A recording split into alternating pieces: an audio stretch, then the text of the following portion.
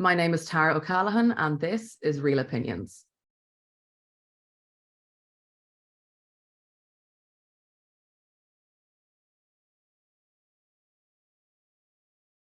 Hello, my name is Tara O'Callaghan. I'm from Dublin, Ireland, and I'm a director. So how long would you say you've been active in the industry, kind of like including everything? So I've probably been active for about 5 years now. So I graduated from college and I went in and into the film industry as a trainee AD, so I was kind of working on commercials mainly, which was great because I was also a nightclub photographer. So I was doing the two while I was kind of directing my own music videos on the side. So I really wanted to kind of put my own stamp on my work just to kind of show people what I could do as a filmmaker from early on.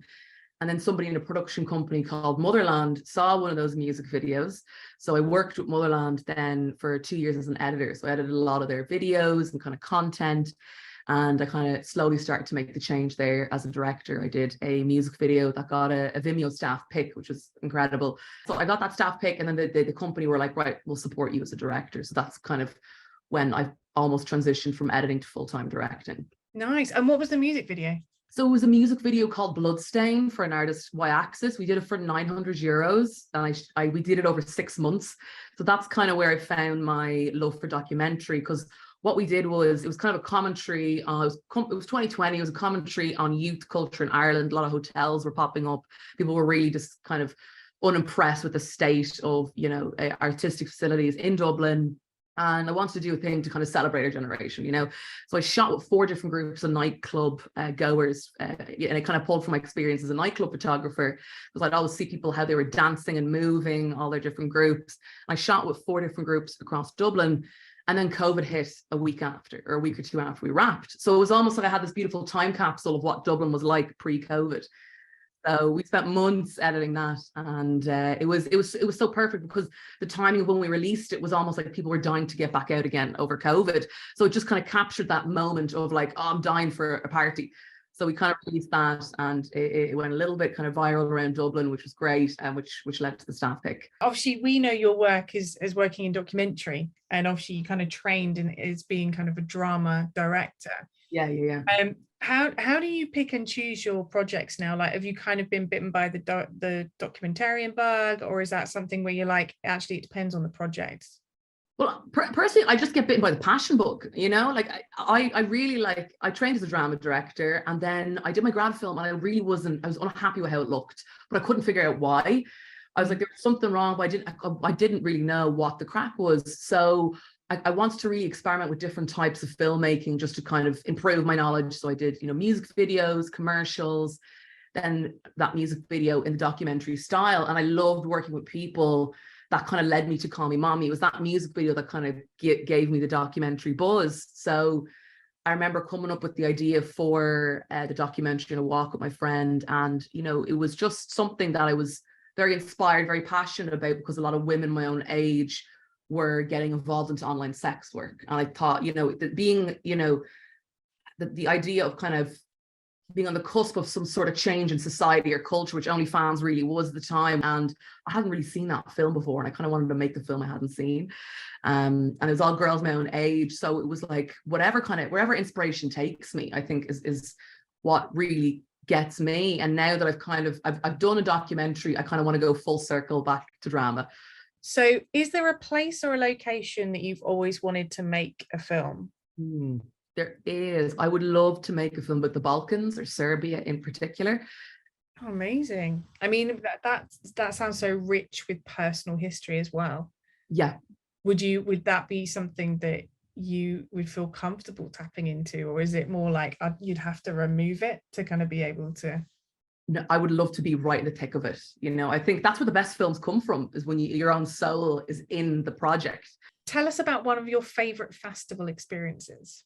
So I have to say, one of my favorite festival experiences was probably winning the Galway Film Fleadh, which is one of the biggest festivals in Ireland. And it was the place where I realized I really wanted to be a director. I did a grad film, and the year before, me and my mother went to Galway, and I was so kind of captivated by the people, the buzz, the energy, and I just kind of wanted to be among these people.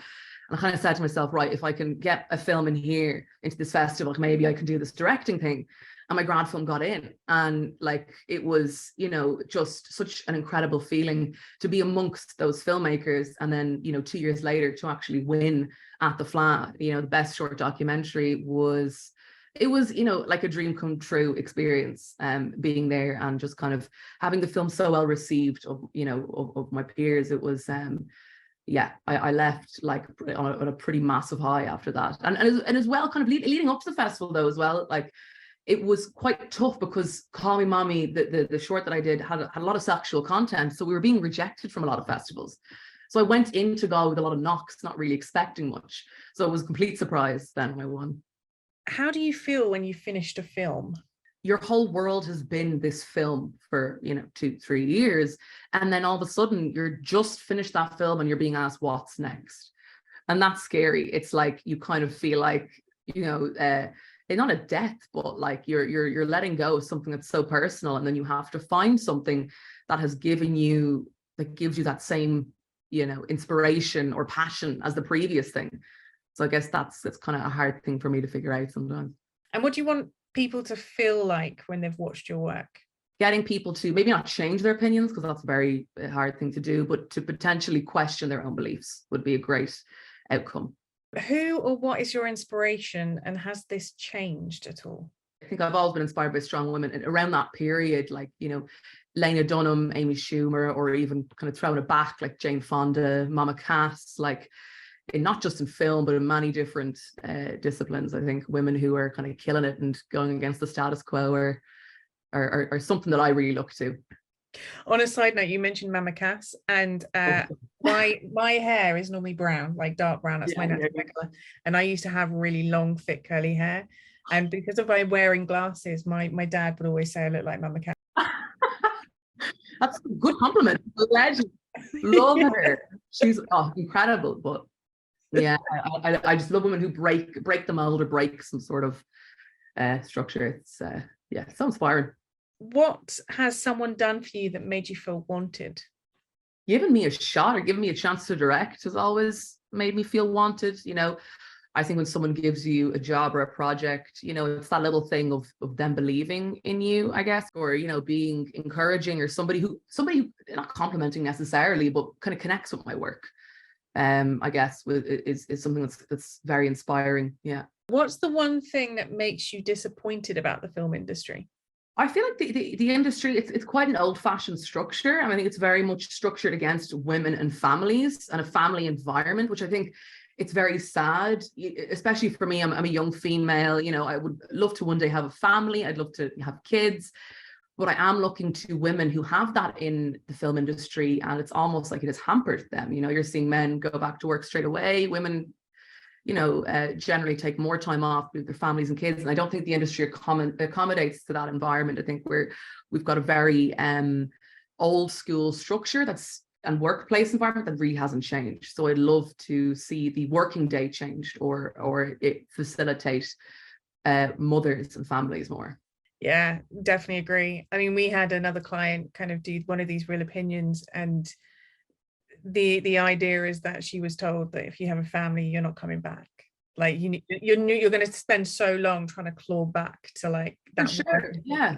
And I see so many women around me who've just had their first or second child, and I can see how much they're struggling to just get back to where they were, or be on the same level as their male colleague who's the same as them. And it is a really scary thing for me to look up to and goes, you know, and kind of think, is that for me as well, or can I change something? You know, it's very sad that it's. And I know film is one of the only kind of industries that really hasn't had much of a change since it's kind of started. Like there hasn't been. I mean, I think the working days #1 should be split in two. Like it's really, there's this culture in film that you need to literally kill yourself to get a project done, and I think that's such a toxic mindset. You have to basically end up in hospital over a burnout and it's almost like we're proud of this as well as filmmakers. Like, you know, like you lost an arm, well, I lost 2 legs. You know, it's like this kind of like who suffered the more attitude as an artist, which is just toxic and, you know, not manageable long term. Are you an early worm or a night owl? I'm sharpest in the mornings, so I try to utilize that. What makes you want to see a film? I guess an issue that's close or personal to me. If you were not working in film, what would you be doing instead? I don't know. I feel like film is something I've always really wanted to do, but I'd love to try and be a prison guard or a truck driver. One of those two things. Because I grew up across the road from Ireland's biggest prison. So I've had a prison in my neighborhood, and I've always wondered what's gone on behind that wall. And a truck driver, I'd love to just travel around, take it easy, and listen to some good podcasts. See the world. It's really, really, I'd love to just try a really chilled out job, or be a florist or something. Yeah. Do you collect anything? Old vapes, probably. got a big bucket of them here at home. But did you collect anything as a child? Stickers for magazines. So I had like Yu-Gi-Oh sticker books or Pokemon cards, Yu-Gi-Oh cards. Mad into all them. I love construction and Legos and those things. But that was really it. Do you watch your own work when it's being screened? Yes, I do. Well, the first round of screenings, I think, when you're on your 15th screening, you can't watch it again. But in the beginning, I think it's so exciting to see an audience reaction. So I'm not really watching the film, I'm more watching the people around me to see if what I put in the film is hitting the way I want it to hit. Do you sit at the front or the back, or kind of somewhere in the middle? Probably somewhere in the middle. Yeah. And I turn around a lot. People are probably thinking, why is that audience member not watching the film? I know, exactly. Yeah. And I'm just looking at them in their eyes.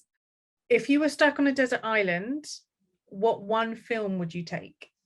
Probably Thelma and Louise. It's a film I'm looking at right now, and I love everything it stands for. It's something exciting, something to keep me entertained while I'm depressed on a desert island. I like the context. Yeah, I think the company of other women. Yes, that's what I'd have. Nice. And if I end up on an island as a result of something, I'd love to probably watch an adventure as well, as I'm in the middle of my own adventure. I mean, no one has yet to say Castaway, because I kind of feel that would be a little bit close to the bone. You're already on your own Castaway. You want escapism. Get away.